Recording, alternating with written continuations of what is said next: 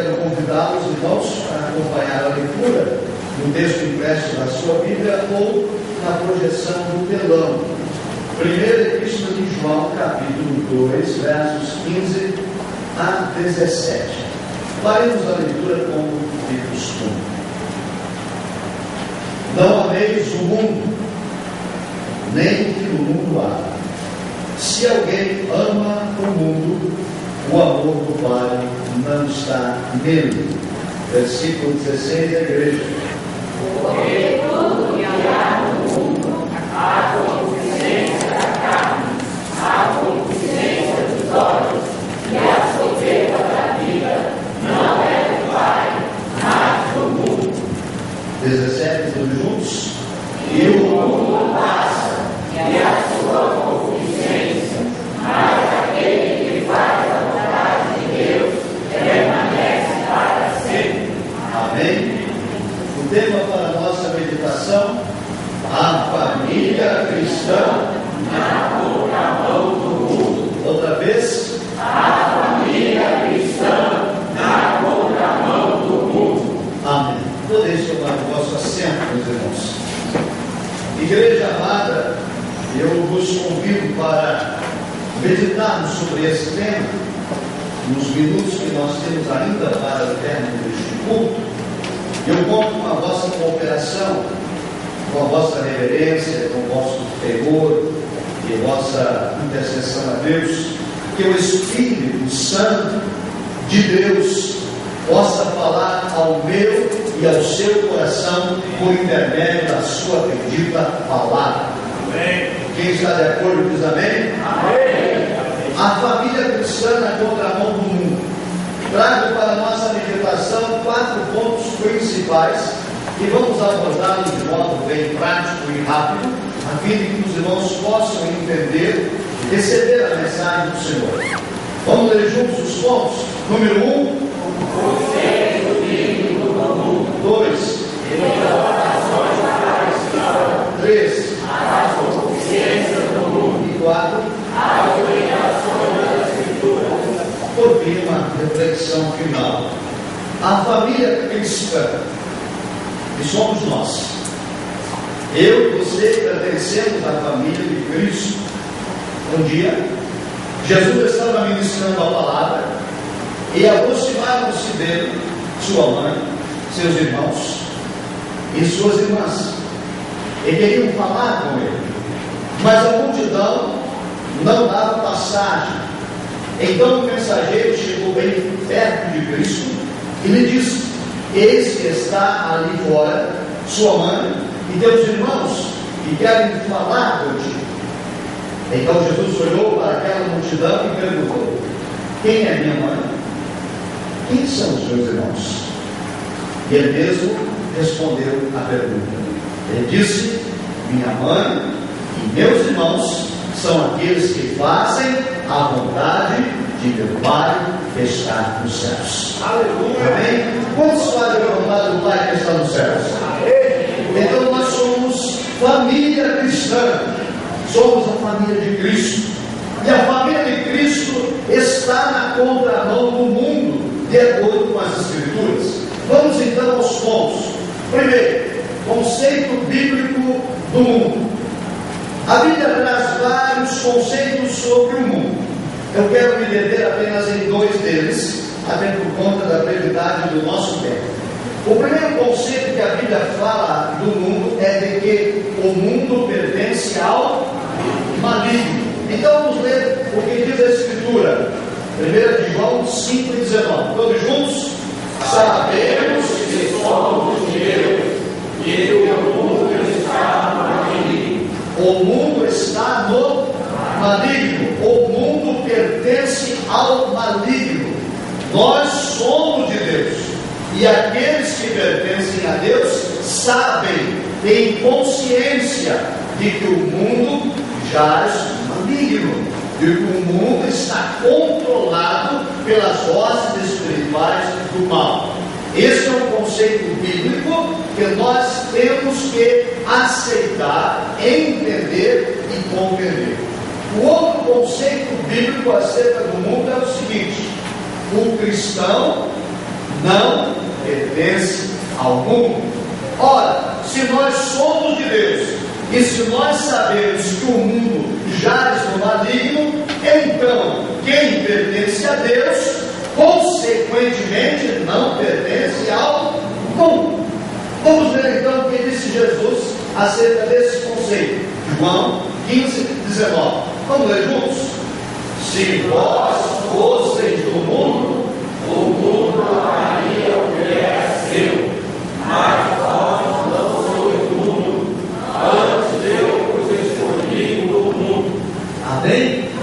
Nós não somos do mundo, antes o Senhor nos escolheu do mundo, amém?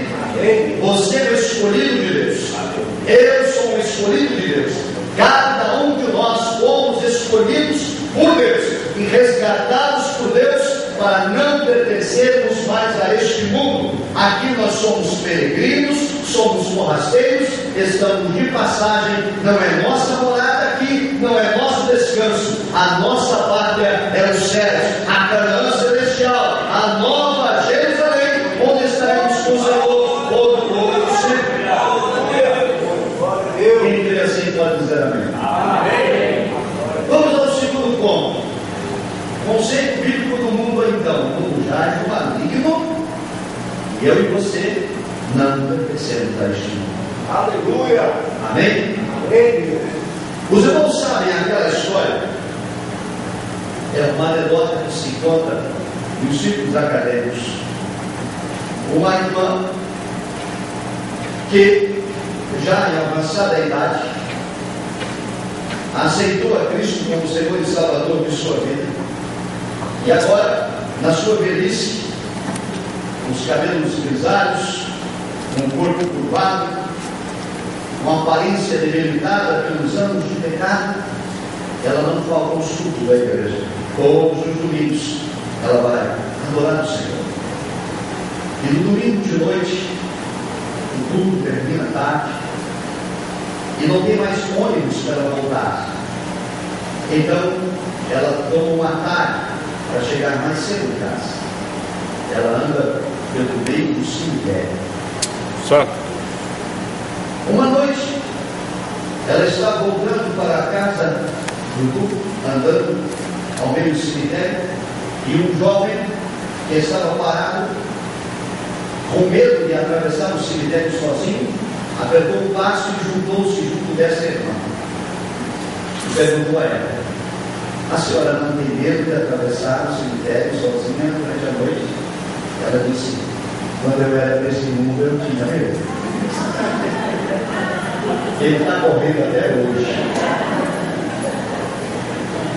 E é verdade, meus irmãos, quando nós éramos deste mundo, nós tínhamos muitas superstições. Quando éramos deste mundo, nós tínhamos muitos conceitos errados. Mas um dia nós fomos comprados com o sangue da cruz. Aleluia! E fomos transformados em nova criatura. E agora o mundo não nos domina mais.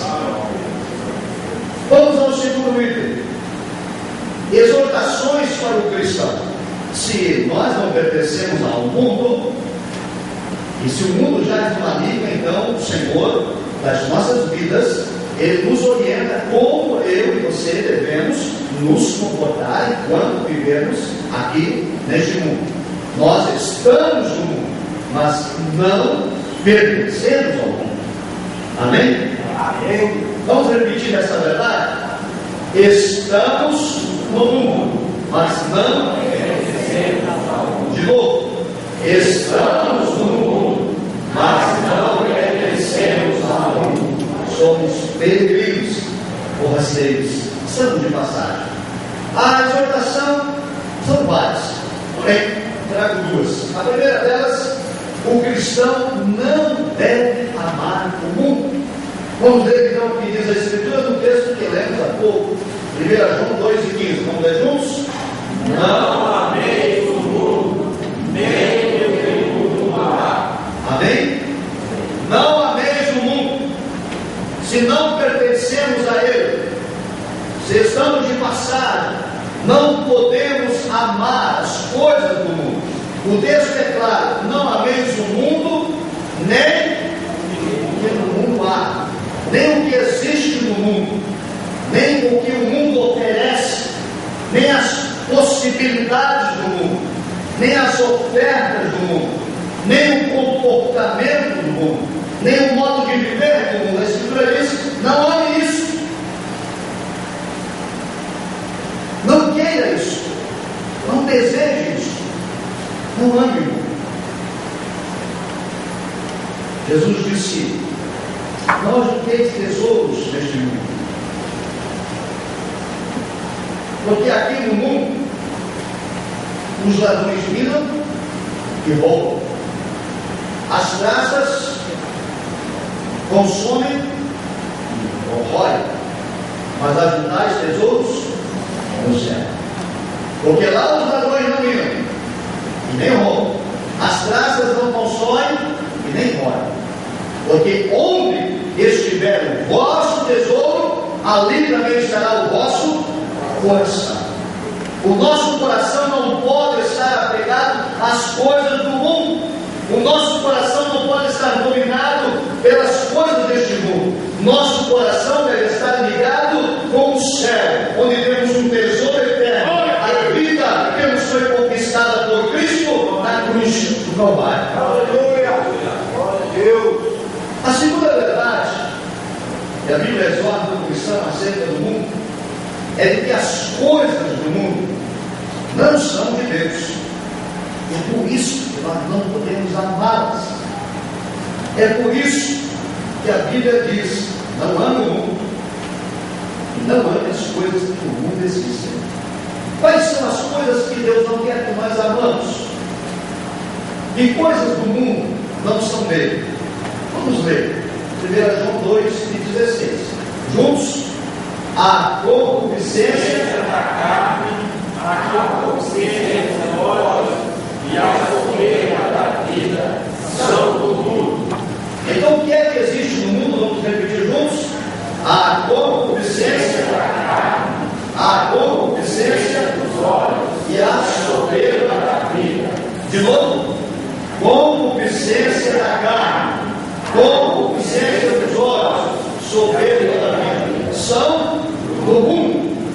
E a Bíblia diz: não ame as coisas que são do mundo, não ame a concupiscência da carne, nem a concupiscência dos olhos e nem a soberba da vida, porque elas pertencem ao mundo e vocês não são do mundo. Eu vos escolhi dentre o mundo e vos chamei para mim, para ser povo especial, propriedade particular. Pertencemos à família de Jesus que lá é Deus, Senhor! Aleluia! Jeová grande! E o que são concupiscências, então? Que não podemos amar, que não podemos ceder, que não podemos seguir, que não podemos obedecer, que não podemos cumprir. É o terceiro ponto da nossa reflexão: as concupiscências do mundo, as coisas do mundo. Concupiscência é uma palavra grega que significa desejo exagerado ou desejo descontrolado É verdade. ou anseio desequilibrado. Há alguns conceitos no mundo, irmãos, alguns critérios adotados pelo mundo, algumas ideologias assumidas no mundo, que invadem a sua mente e a minha também, que invadem a nossa vida diária, conceitos que são martelados, conceitos que são divulgados, conceitos que são disseminados na conduta diária das pessoas, por meio da mídia, da imprensa, dos filmes, das novelas, da música, do teatro, da informática, da tecnologia da informação. Os conceitos do mundo são bombardeados na nossa mente, no nosso coração, dia a dia. Eu trago alguns deles. O primeiro conceito mundano que tem invadido lares, famílias e igrejas chama-se hedonismo. Vamos dizer juntos? Hedonismo. O que é hedonismo? Busca excessiva pelo prazer como o propósito mais importante da vida. Hedonismo é o conceito do mundo. E é por essa razão que as pessoas vivem de festa. É por causa disso que o mundo é movimentado por eventos, shows, músicas, boates, reuniões dançantes, maconha, cocaína, heroína, cerveja, bebida alcoólica, cachaça, champanhe, cidra, vinho. E agora nas festas de final de ano, muitos cristãos estavam envolvidos nisso. Porém, a busca excessiva pelo prazer, pelo bem-estar, pela satisfação pessoal, ela é repetida semana após semana, ano após ano, porque o vazio da alma que há no ser humano não pode ser preenchido pelo egoísmo, não pode ser preenchido pela busca excessiva do prazer. O vazio da alma de qualquer ser humano só pode ser preenchido pela presença gloriosa do Espírito Santo de Deus. Conforme nós ouvimos aqui no instrumento texto: vinde a mim os que estão cansados e oprimidos, e eu vos aliviarei. É só Cristo. Santo Deus. Em contrapartida ao hedonismo, que diz a Escritura, 1 Timóteo 5 e 6, a Bíblia diz assim: a pessoa que vive em deleites, vivendo está morta. É só aparência. É só naquele momento. Terminado o evento, tristeza, depressão, acusações e toda sorte de males. O hedonismo é um comportamento do mundo, e eu e você não precisamos satisfazer a nossa alma na busca de prazeres excessivos da nossa carne. Glória a Cristo Deus. Jesus nos satisfaz. Amém? Uma segunda verdade das concupiscências do mundo: narcisismo. O que é narcisismo? Indivíduo que admira exageradamente a sua própria imagem e nutre uma paixão por si mesmo. Narcisismo é um conceito que está em voga no mundo. Do narcisismo surgem outros conceitos, como por exemplo, vaidade. Há pessoas que se demoram horas e horas em frente a um espelho, se preparando para sair à rua e até mesmo para vir à igreja. A mesma dedicação na sua aparência não é utilizada na adoração do Senhor. Há pessoas que se amam tanto que até nas igrejas alguns líderes estão usando esse conceito narcisista. Você passa pela igreja, em lugar de ter lá o nome da denominação, igreja tal, tem a foto dele. A foto dele, narcisista, sempre uma pose especial. Os CDs dos cantores e os DVDs, meus irmãos amados, um narcisismo evidenciado. Uma coisa é uma foto normal de divulgação, outra é narcisismo. E nós vivemos esse conceito no meio do povo de Deus. Há muita gente narcisista. Ela tem por si uma exagerada admiração. Eu sou bonito, sou lindo, sou o último biscoito do pacote. E junto do narcisismo vem os demais pecados: soberba, a vaidade que já citei, orgulho, arrogância, sentimento de superioridade. O que diz a Escritura em contrapartida a esse conceito do mundo? Tiago 4,6 diz assim o texto: por isso diz a Escritura, o que diz a Escritura? Deus opõe aos que se exaltam, mas concede graça aos humildes. Oh, glória! Amém? Amém! Eu preciso, meu amado irmão, eu preciso crer na Bíblia. Hoje é o dia da Bíblia. Nós cantamos há pouco, eu creio na Bíblia, no livro do meu Deus. Então, se a Bíblia diz que Deus vai abençoar os humildes, eu repreendo o narcisismo na minha vida. Eita glória! Eu creio não no conceito do mundo, mas no conceito de meu Deus. Ele disse: se você for humilde, é o Senhor Jesus. Amém? Eu creio. Vamos andar. O tempo corre depressa. Um terceiro conceito do mundo: egoísmo. Indivíduo que coloca seus interesses em primeiro lugar, em detrimento das demais pessoas com que se relaciona. O egoísta quer ter a primazia de tudo. Tudo é para ele. A voz dele tem que ser ouvida, a ideia dele tem que ser aceita, as coisas têm que acontecer do modo que ele quer que seja.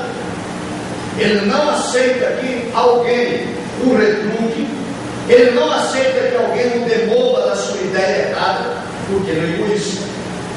Ele não compartilha, ele não reparte, ele não divide, ele pensa em si próprio, em si mesmo.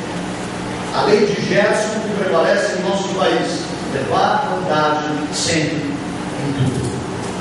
O egoísmo é um conceito do mundo, é um comportamento do mundo. E nós, os cristãos, em contrapartida, que não somos do mundo, não pertencemos ao mundo, somos orientados por Deus a nos comportar como cidadão dos céus.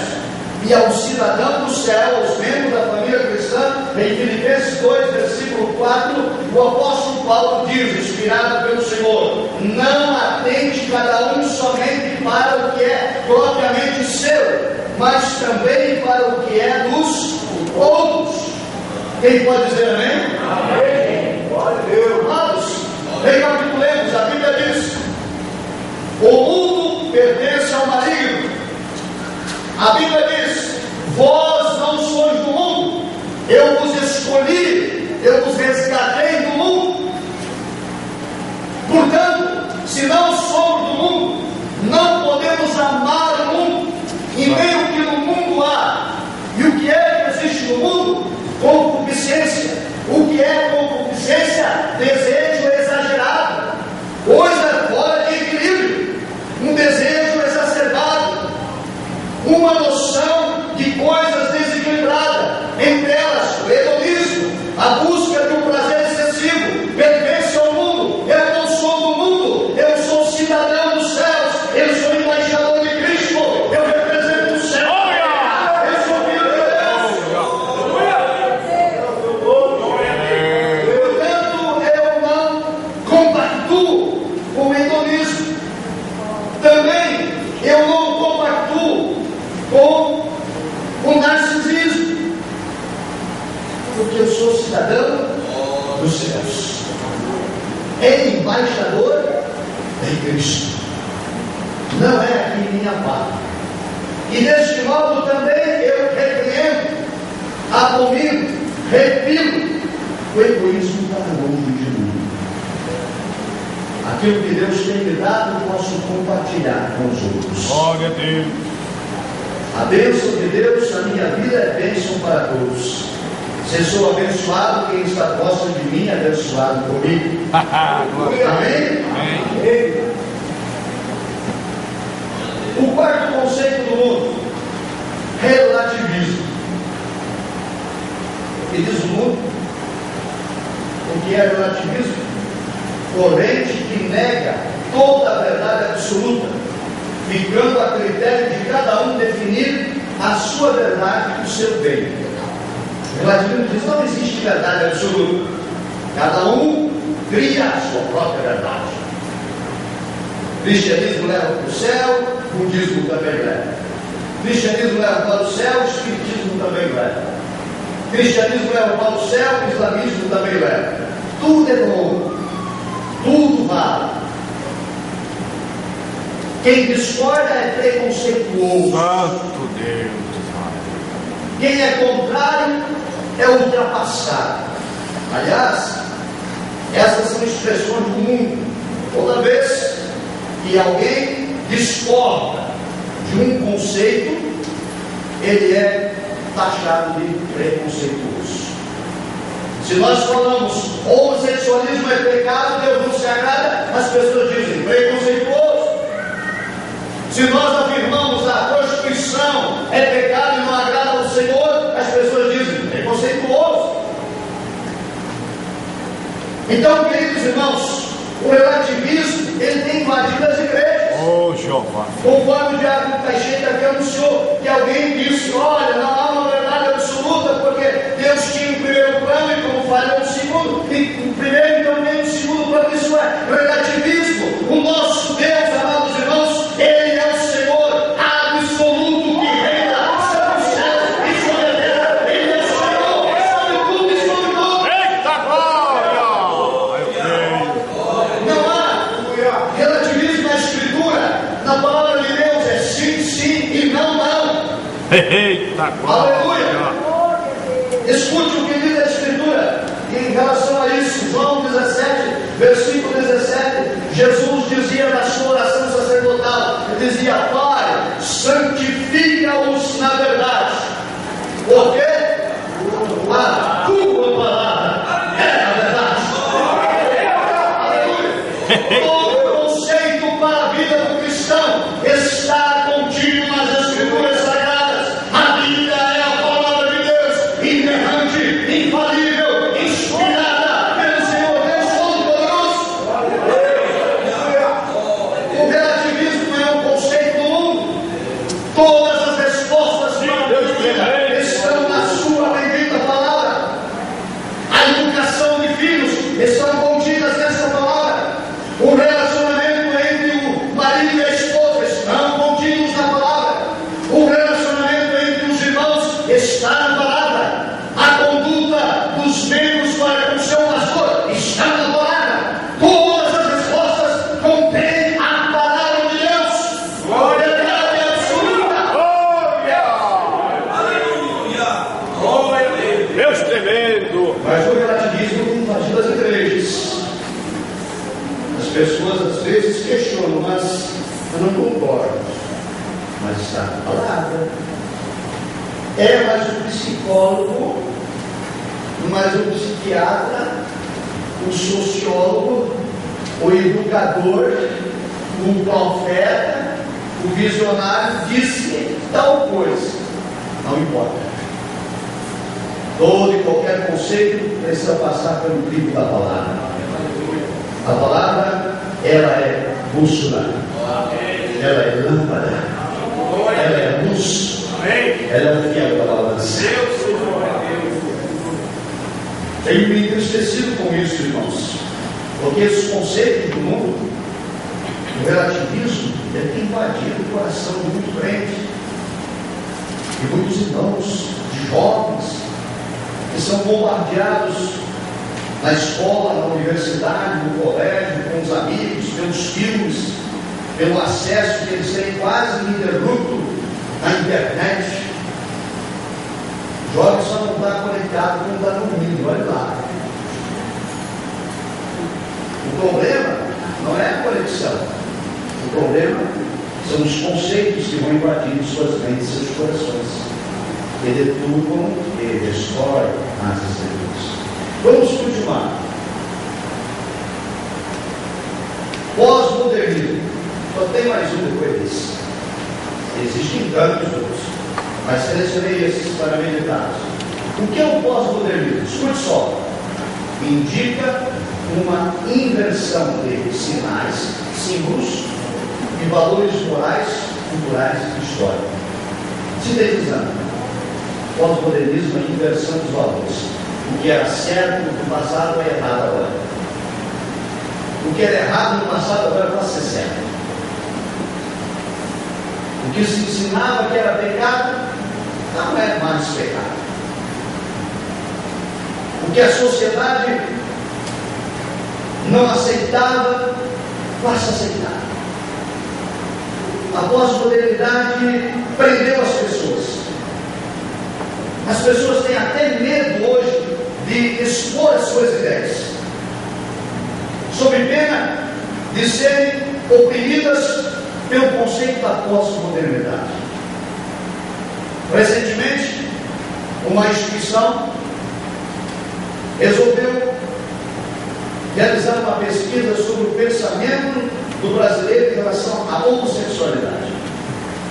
A primeira pergunta é clara e direta: você é a favor ou contra? Todas as pessoas entrevistadas disseram: sou a favor. Por que respondi sou a favor? Por conta do politicamente correto. Se disser contra, será considerado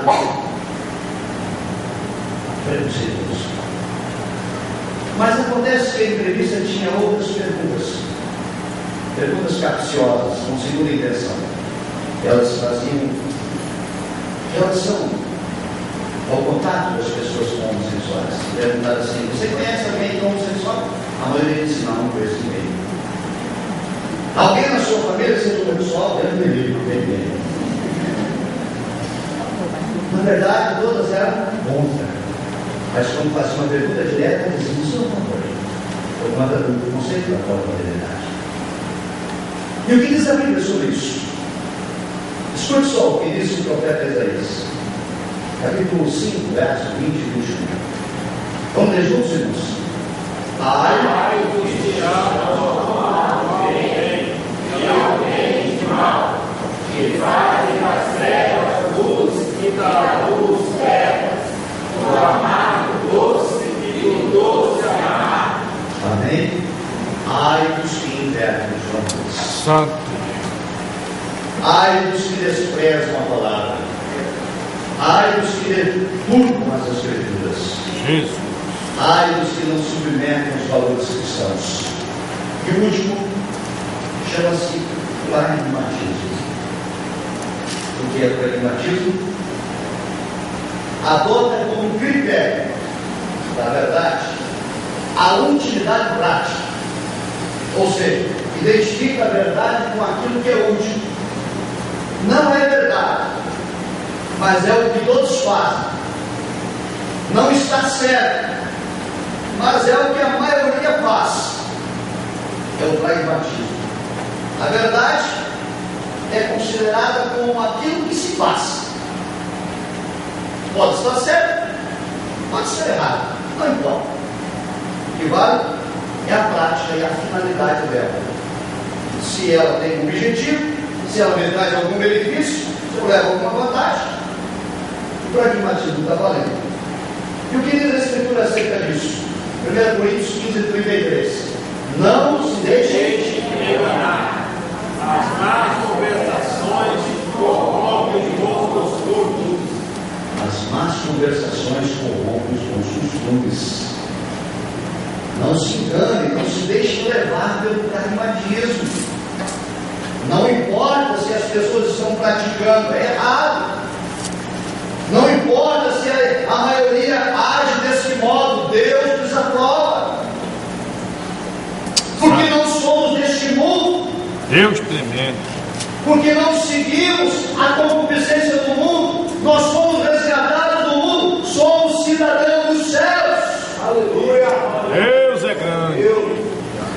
Não importa se dá certo, se dá resultado, se traz algum benefício, está errado. E se está errado, é pecado. Então nós dizemos não ao pragmatismo. Amém, irmãos? Será isso verdade? Será que nós somos de fato cristãos? Será que nós podemos ser identificados como filho de Deus? Será que Jesus realmente nos considera como parte da sua família? Será que nós realmente não seguimos os conceitos do mundo? Ou será que nós fomos manipulados Último ponto, quando vamos para o encerramento, são as orientações das Escrituras para eu e você fugirmos da concupiscência. Primeira coisa que a Escritura diz, Provérbios 3 e 11, vamos ler juntos? Meu filho, não despreze a disciplina do Senhor, nem se magoe com a sua repreensão. O pragmatismo do mundo diz assim: não aceite ser repreendido, não baixe sua cabeça para ninguém. Sim ou não? A prática do mundo. Não deixe ninguém montar em você. E diz a Bíblia: não despreze a disciplina do Senhor. Não fique magoadinho quando Deus te repreender. Seja humilde. Eu não gosto de ser chamado a atenção. Nunca gostei. Então, durante toda a minha vida, eu me esforcei mesmo para dar certo. Porque se alguém não quer ser chamado a atenção, qual a única solução? Não fazer nada errado. Porque se errar, alguém vai chamar a atenção. Sim ou não? Sim. Nessa caminhada com o pastor, quantas e quantas vezes tentei ajudar pessoas, trazendo uma palavra de exortação, chamando a atenção para o erro, para o pecado. E quantas e quantas pessoas não aceitaram a repreensão de ficar magoados comigo. Quantas vezes? Inúmeras vezes. No passado, no presente e até pode ser no futuro. Mas eu aprendi com Deus, quando ele usava Paulo para Timóteo, dizendo: Timóteo, leve essa palavra, em tempo e fora de tempo, redaga, ensina, exorte. Glória. Seja um bom soldado de Cristo Jesus. Deus. E sofre comigo as aflições do ministério. Isso quer dizer que nós vamos continuar obedecendo o Senhor. Glória a Deus. Amém. Por que as pessoas se magoam? Por que as pessoas se ressentem quando são advertidas ou exortadas? A Bíblia diz em Hebreus 12, 11: porque nenhuma disciplina parece ser motivo de alegria no momento. Ninguém gosta de ser chamado a atenção. Ninguém. Mesmo sendo errado. E a Bíblia diz: isso é um fato. Porém, mais tarde, quando a pessoa colocar a mãozinha na consciência e reconhecer: eu estou errado, eu tenho que mudar de comportamento, então o texto diz: se aceitar a repressão, mesmo que posterior, ela vai produzir fruto de justiça e paz para aqueles que foram nela exercitados. Amém? Verdade.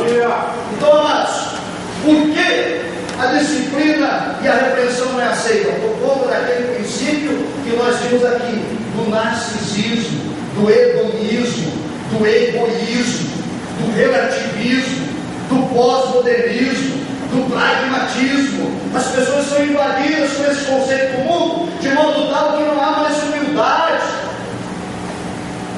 não há mais consciência. As pessoas se ofendem, se magoam, se forem questionadas. E nós precisamos entender que o comportamento que a Bíblia requer de mim e de você não é a concupiscência do hedonismo, nem do narcisismo, nem dos demais ismos que aqui estudamos nesta noite, mas a palavra diz: não despreze a disciplina do Senhor e não se magoe com a repressão, porque o Senhor teu Deus te ama e Ele chama a atenção, exorta, castiga e repreende aos filhos da criança. Glória a Deus. Outra verdade. Provérbios 28, 13. O que encobre as suas transgressões nunca prosperará. Santo Deus. Vamos ver o que diz o texto: quem encobre a sua transgressão vai prosperar algum dia na vida? Nunca. Mas aquele que confessa e deixa, não é só confessar, e deixar, esse que alcança misericórdia. Glória a Deus. Esse é o caminho da vitória, Deus. É verdade. Aceitar a reflexão, confessar o pecado, abandonar o erro e receber a misericórdia do Senhor. Amém. Glória a Deus. O outro texto diz: por que temos que aceitar a reflexão? Por que não devemos ficar magoadinhos? Por que temos que confessar a nossa culpa? Por que temos que abandonar o nosso erro? Porque a fim de que Satanás não tivesse vantagem sobre nós.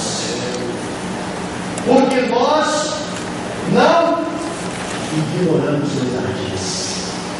O crente que é cidadão do céu, ele percebe quando o diabo prepara um laço para a sua vida, quando ele semeia uma discórdia, quando ele semeia uma tristeza, quando ele semeia um ressentimento, quando ele semeia algum laço. Nós que somos espirituais não permitimos que o diabo leve vantagem sobre as nossas vidas, porque temos um discernimento e não ignoramos a cilada. Nós desviamos o mal e andamos em santidade e retidão para os céus. Glória. Amém, Jesus. Temos que ser espirituais, irmãos. Às vezes a ofensa de alguém é só um ardil de Satanás. Às vezes o levante de alguém é só um ardil de Satanás. Por vezes a luta, a dificuldade, a prova que você está enfrentando é um ardil de Satanás para lhe destruir, para lhe magoar, para lhe entristecer, para lhe derrubar, para lhe fazer desanimar. Quantas e quantas vezes o inimigo de nossas almas, ele tem se levantado contra nós para nos destruir, porque ele sabe que nós não pertencemos ao mundo e não seguimos seus ditames. Quem está no mundo está sob o controle dele, mas nós somos cidadãos dos céus, nós fomos lavados, remidos com sangue, nós temos a marca do Cordeiro, nós temos o Espírito Santo, nós somos filhos da luz. Aleluia. Eu creio, Jeová. E a luz incomoda as trevas. A luz dissipa as trevas. Bendito seja Deus. E eu trago agora para os irmãos. Já estamos encerrando, o tempo já está acabando.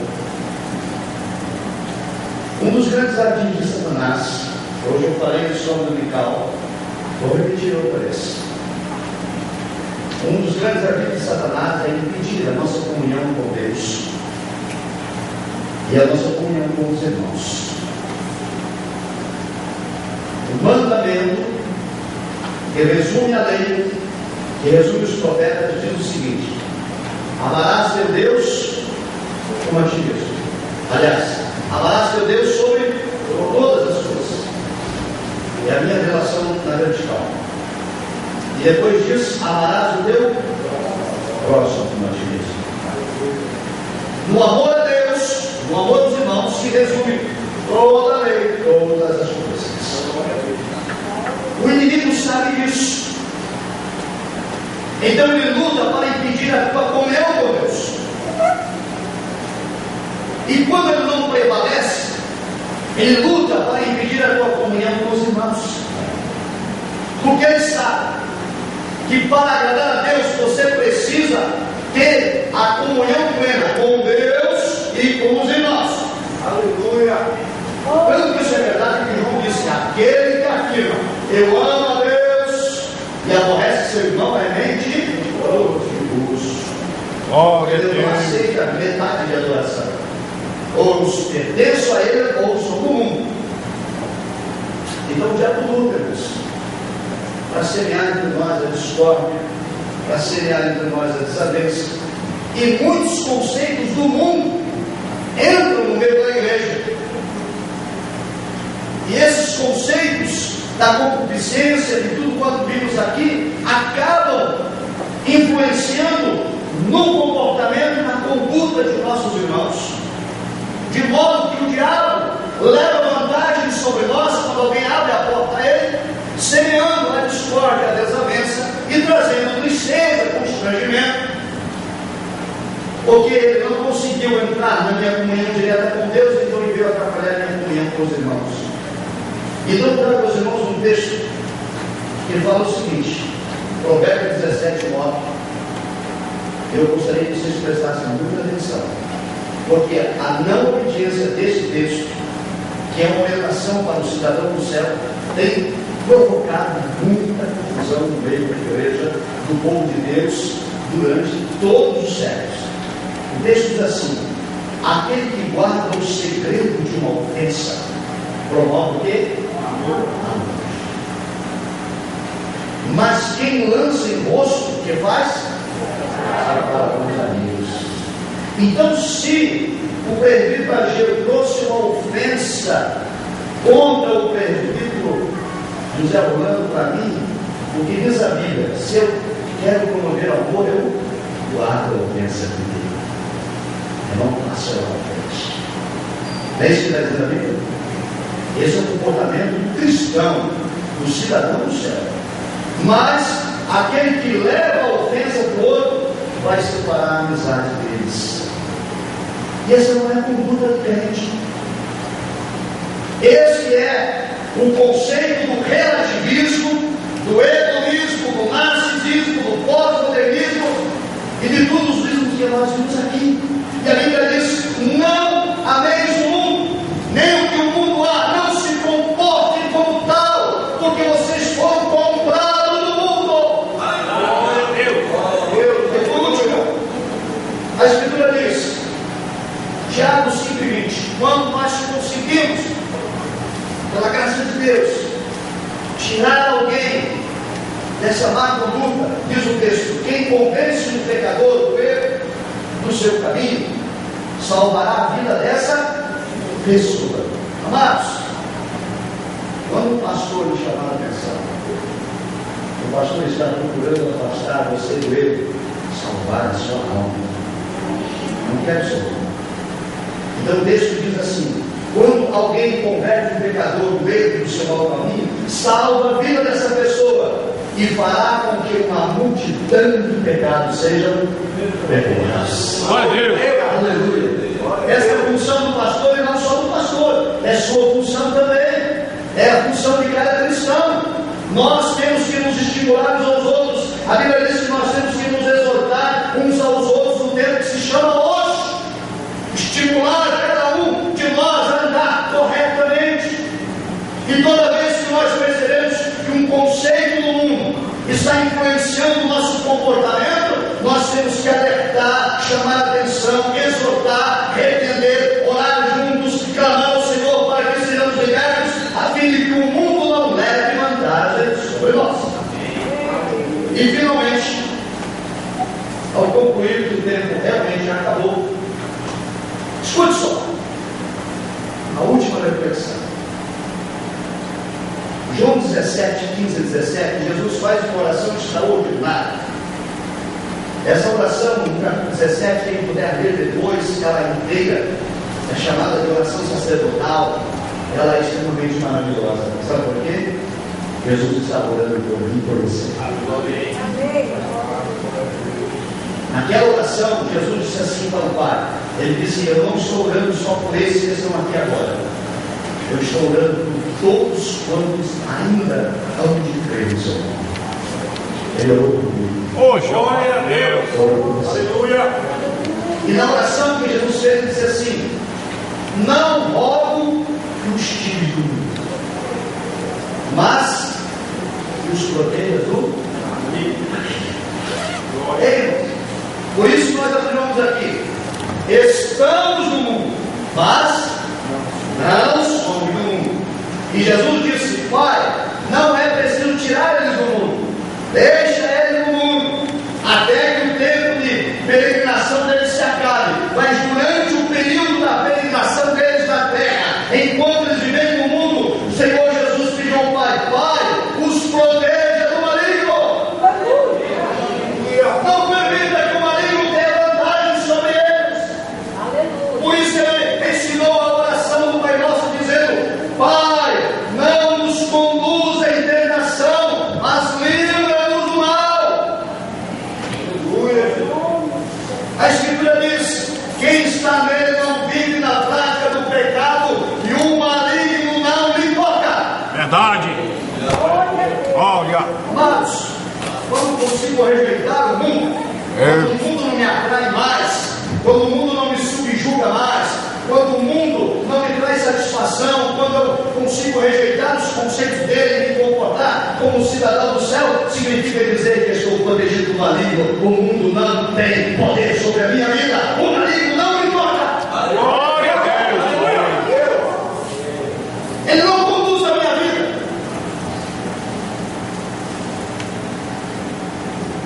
Ele não faz que eu tome decisões equivocadas. Ele não me manipula. Glória a Deus. Ele não consegue me tocar. Minha vida está escondida em Cristo. E o Pai recebeu a oração de Jesus. E Jesus disse assim: Pai, eles não são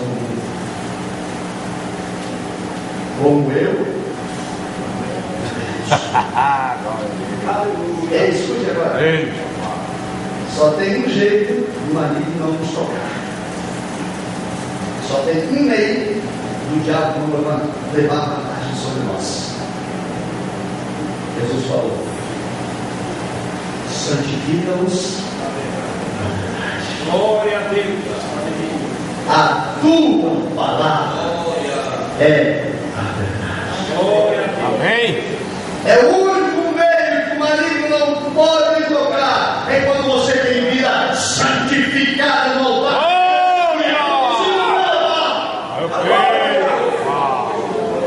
Hoje é o dia da Bíblia. Isso é que é Deus. Levanta a mão nos pés. Glória. Em pé, queridos irmãos. Louvado seja o nome de Jesus. Que Deus tremendo, aleluia. Esta palavra vem do coração de Deus para o seu coração. Você Glória seja dada a teu nome. Deus é grande. Você foi resgatado com o preço do sangue. Deus não quer que você seja manipulado pelos conceitos deste mundo. Jesus orou por ti, orou por mim. Ele disse: Pai, não é preciso que eles saiam do mundo, mas é necessário que eles sejam livres do maligno, que nos protejam do mal. E tem só um meio de nós vivermos protegidos do maligno: estar